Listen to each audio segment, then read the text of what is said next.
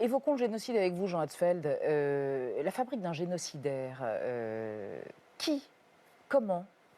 On a envie de vous poser ces questions aussi simples que vertigineuses. Et tout d'abord, peut-être une question plus précise.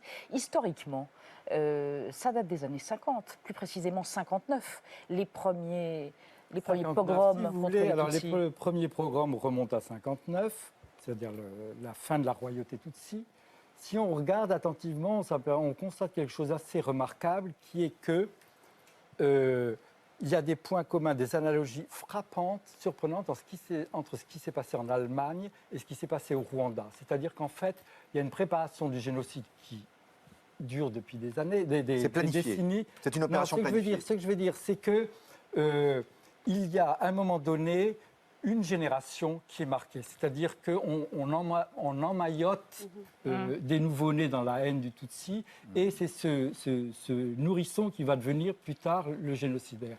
C'est-à-dire qu'en Allemagne, comme au Rwanda, on s'aperçoit, avènement d'une dictature, qui le premier jour, son premier discours, déclare qu'il y a des gens de trop dans la société, qu'ils sont la cause du mal, et puis un crescendo dans la démarcation, la ségrégation, l'exaction, et aussi un crescendo dans l'impunité qui va avec tout cela, c'est-à-dire l'impunité qui va avec la montée de la violence.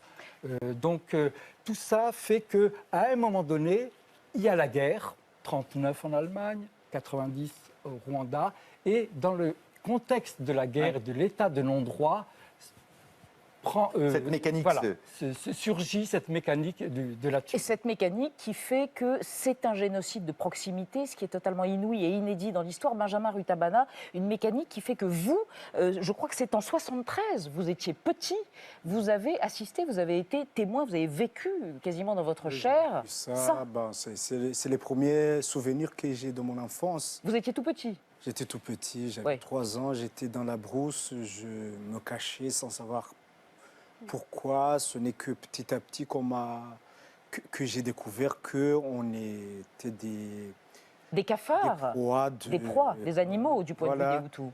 Et puis, dans cette impunité, nous aussi, on le prenait pour une fatalité. On savait qu'on était là pour mourir. Et les Hutus